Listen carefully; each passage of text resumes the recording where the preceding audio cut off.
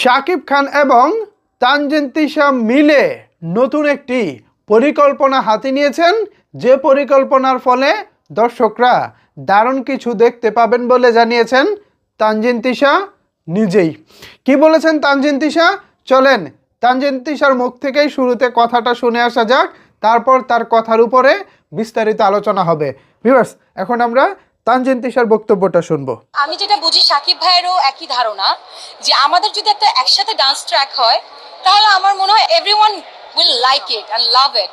So ওই জায়গা থেকে আমরা পুরো টিম চেষ্টা করছি, এখন আল্লাহ ভরসা বাকিটা।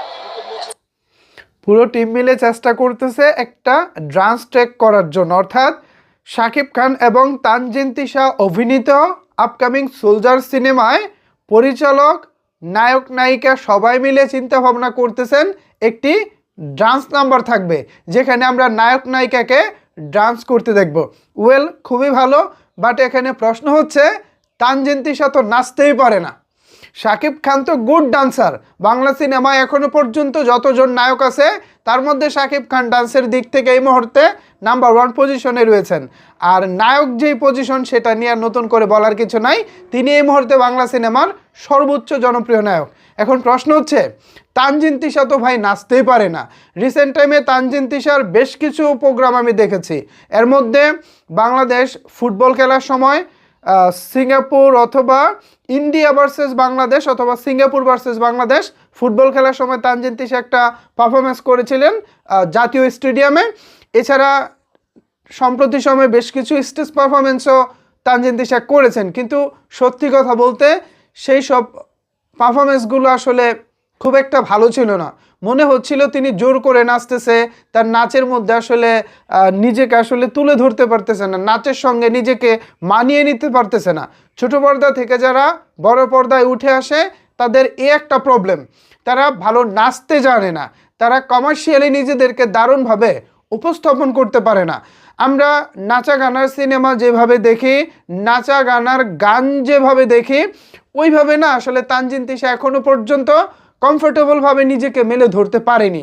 আপনি আমার কথা বিশ্বাস না করলে তানজিন তিশার কিছু পারফরমেন্স ইউটিউবে দেখতে পারেন, সেখানেও আপনি দেখবেন সিনেমার নায়িকারা যতটা কমফোর্টেবলভাবে গানের সঙ্গে নাচে, তানজিন তিশা, মেহজাবিন বা আদার্স ছোট পর্দায় যেসব অভিনেত্রী আছে তারা না সেভাবে নাচতে পারে না।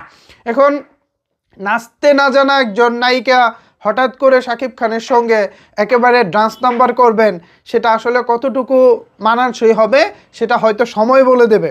দেখুন, আমি বারবার বলতেছি যে ছোট পর্দা থেকে উঠে আসা নায়িকারা নাচতে পারে না। কেন পারে না আসলে এটা আমি জানি না। আর বড় পর্দায় কারা ভালো নাচতে জানে, এর মধ্যে যদি আমি আপনাদেরকে উদাহরণ ধরি তাহলে মাহিয়া মাহির নাচ আপনি দেখতে পারেন, খুবই ভালো নাচেন তিনি। নুসরাত ফারিয়া দারুণ নাচে। এছাড়া আগে যারা ছিলেন শাবনূর, পূর্ণিমা, এনারা তো লিজেন্ডারি, এনাদেরকে নিয়ে নতুন করে বলার কিছু নাই। এখন সাম্প্রতিক সময়ে যারা ছোট পর্দা থেকে উঠে আসছে তারা আসলে সেভাবে নাচতে পারে না। তারপরেও যেহেতু তারা প্রত্যাশা করতেছে, স্বয়ং শাকিব খান নিজেও চান একটা এরকম কিছু হোক, তো হতেই পারে, হোয়াই নট, কেন নয়। তো ভিউয়ার্স, কেমন হবে তানজিন তিশা শাকিব খান মিলে যদি একটি ডান্স নাম্বার করেন তাদের আপকামিং সোলজার সিনেমায়? এ বিষয় নিয়ে আপনাদের মতামত কি জানাতে পারেন নিচের কমেন্টস বক্সে।